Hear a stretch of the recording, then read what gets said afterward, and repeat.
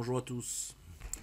Écoutez, je vous fais une petite vidéo. Il y a longtemps que je n'ai pas fait de vidéo sur ma chaîne, donc en plus c'est le début de l'année, je manque à tous mes devoirs. Je suis un peu à la bourre, mais bon, encore dans les temps, puisqu'on est encore dans le premier mois.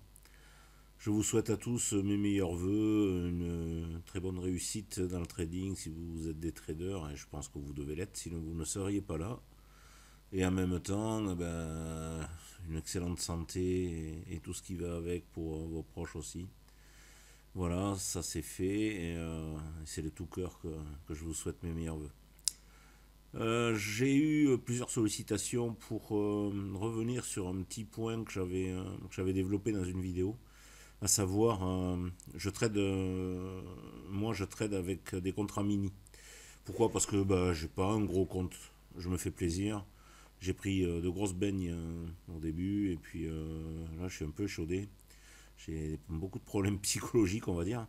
Donc je traite essentiellement sur des contrats mini. Et je me suis posé la question il y a quelque temps sur les contrats micro, pardon, excusez-moi. Donc je me suis posé la question il y a quelque temps de comment les trader, si je me mets sur l'actif en micro ou si je me le mets en mini.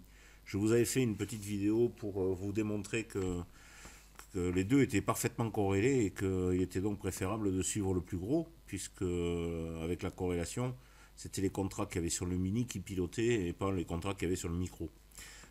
Sur le micro, il n'y avait que des rattrapages, certainement faits par des market makers ou autres, pour que le cours suive celui du mini en fait. Donc on m'a posé la question, parce que comme Sierra a changé, on ne retrouve plus les mêmes menus. Donc je vais vous montrer, là je suis sur le contrat mini, vous voyez, je vais mettre un DOM. Je vais afficher le DOM sur le côté. Donc voilà, je vais écarter pour que vous voyez bien les contrats qu'il y a sur le mini actuellement. Voilà.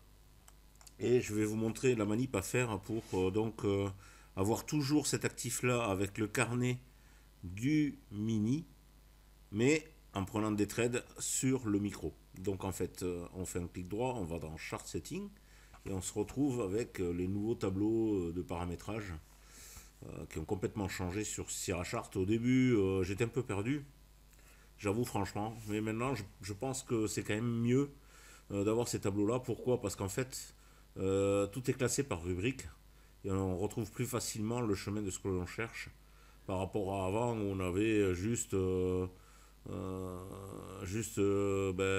onglet pour le premier tableau, un onglet pour le deuxième, un onglet pour le troisième, mais spécifiquement on ne savait pas où aller chercher. Alors que là tout est dit dedans. Donc nous ce qui nous intéresse ça va être sur le symbole, puisqu'on a ici, vous voyez, le contrat mini. Et on va devoir trader, aller inscrire le contrat micro dedans. Donc là vous l'avez en dessous. Trade and current code symbol action. Alors l'action que l'on veut, nous, c'est sur le micro, on va aller le chercher. Donc on va aller dans le CME, ici, aller chercher notre micro ES, qui est ici. On prend le contrat de mars, bien sûr. On fait OK. Là, il est inscrit. Et pour que l'on conserve en fait le mini sous les yeux, il faut bien penser à mettre yes ici sur la troisième ligne pour utiliser euh, le symbole, uniquement ce symbole pour trader, mais avoir l'autre sous les yeux. Là vous faites apply all. Bon, ça s'efface évidemment, c'est pour qu'ils prennent en compte les données. On a le même, vous voyez, le même carnet qui apparaît ici, avec un carnet qui est complètement différent du carnet du micro. Je peux vous le mettre pour que vous voyez la différence. On va réduire ça. Je vous le montre vite fait. Je vais juste garder le carnet à l'écran. Alors, voilà. On va aller chercher un autre actif. Bon, on fait un duplicate. Hein. On va s'embêter. Duplicate chart. Voilà. Là, j'ai un deuxième qui est en train de se créer, qui est à l'identique du premier. Je vais rentrer dans celui-ci pour aller chercher le chart setting de ce chart là. Donc, comme j'ai fait un duplicate, je me retrouve avec les mêmes données. Vous voyez en haut. Ici, je vais mettre no. Voilà. Déjà faisant appliquer ici. Ok. 62, 68, 128. Regardez, on n'a pas du tout les mêmes contrats que sur la gauche. Hein. Je ne sais pas si vous pouvez voir la différence.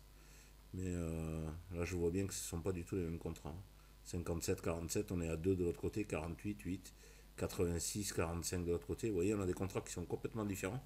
Donc, comment voulez-vous avoir une corrélation parfaite? Je vous remontre le graphique. Comment voulez-vous avoir une corrélation parfaite des deux actifs avec des contrats sur le micro qui sont complètement différents de ceux du mini? C'est pas possible. C'est pas possible. Donc il y a bien quelqu'un derrière, hein, qui injecte des contrats au marché pour faire un rééquilibrage et avoir une parfaite cohérence entre les deux actifs actuels, quoi. Voilà. Donc c'est pour ça que je vous conseille d'adopter la politique que j'adopte, c'est-à-dire de vous mettre avec le mini sous les yeux et les contrats du mini, d'accord, et de trader sur le micro. Donc là je vais enlever celui-ci. Hop, oui. Et à titre d'exemple, bon, je vais aller prendre un trade. Je vais l'agrandir complètement. Voilà, je vous le mets bien au milieu de l'écran. On va aller trader dessus. Donc, trade, attache trade. Voilà, je suis bien en sim, je ne vais pas faire de bêtises. Et là, on va dire que je vais rentrer à l'achat. Attendez, je regarde. En fait, j'aime bien régler les sessions d'entrée. Comme ça, j'ai toute la partie Globex avec le cash à l'intérieur. Donc là, je vais prendre un trade. Mettons, on va se prendre. On va mettre une target 10-10. Bon, ça, c'est bon. On va rentrer avec un stop et la target. Qu'est-ce que ça pourrait faire là? Ben, je le verrais bien continuer de monter un petit peu. Donc, on va prendre un achat. Allez, hop, je suis rentré à l'achat. Donc, on va laisser faire le trade un petit peu. Pendant ce temps-là, je vous fais un petit rappel de ce qui se passe un peu sur notre communauté avec Thierry là. Donc Thierry va organiser une formation chez lui courant le mois de février certainement. Et il y en aura une autre au mois de mars. Bon, c'est des sessions qui durent une semaine où on se retrouve tous les deux avec Thierry pour former des gens qui ont envie. Donc là, les inscriptions se font directement auprès de Thierry. Je vous mettrai dans la description les coordonnées de Thierry si vous êtes intéressé. Sur le site de Thierry, vous avez tous les renseignements concernant ces formations-là. Et en même temps, vous avez une page que Thierry m'a laissée libre pour présenter mes indicateurs à ceux qui souhaitent le prendre. Voilà. Donc, ouais, je vais couper le trade, c'est pas la peine d'aller plus loin. Là, on est à 3 ticks. Et pour le fun, on va le laisser tourner encore 30 secondes. Voilà. Sinon, avec Jean-Marc Di Bronson, on organise aussi une session de formation au mois de mai. Là aussi, ça dure une semaine, mais la formation est très dense en fait sur cette semaine-là, puisqu'en fait, Jean-Marc est là aussi essentiellement pour Bookmap et vous donner tout un tas de setup et de conseils et de vidéos pour vous former en gros à Bookmap et vous apprendre à trader sur Bookmap. Il a des setups sympathiques qu'il expose et qu'il donne aux élèves. Et en même temps, avec Thierry, on assure la formation que l'on fait chez Thierry en une semaine. On l'a fait aussi sur Paris, voilà, en étant plus condensé. À savoir que chez Thierry, c'est essentiellement le matin la théorie et l'après-midi la pratique. Alors que là, on fait de la théorie le matin et une petite partie de l'après-midi, et puis on fait de la pratique aussi dans l'après-midi. Mais on a moins de pratique que chez Thierry, voilà. Ok, bon, mais je coupe le trade, hein, c'est bon. Vous voyez, j'étais mauvais sur ce coup-là.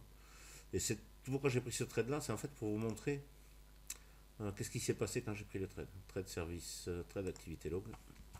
Donc là, je vais me mettre donc sur la partie sim. Hop. On va aller taper la date d'aujourd'hui. Hop, on fait un apply. Ok. Bon, je vais aller voir un petit peu dans les trades ce qui s'est passé.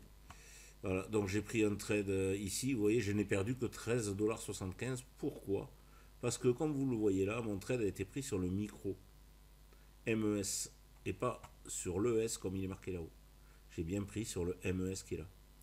Voilà, donc c'était pour vous remontrer comment ça marchait et surtout par rapport au nouveau tableau. Donc je vous rappelle, hein, Vous allez dans symbole ici, là-haut. Ici, vous gardez le symbole du mini. Et là, vous allez mettre le symbole du micro. Et vous n'oubliez pas sur la troisième ligne de cocher et de mettre yes à la place de no. Apply all.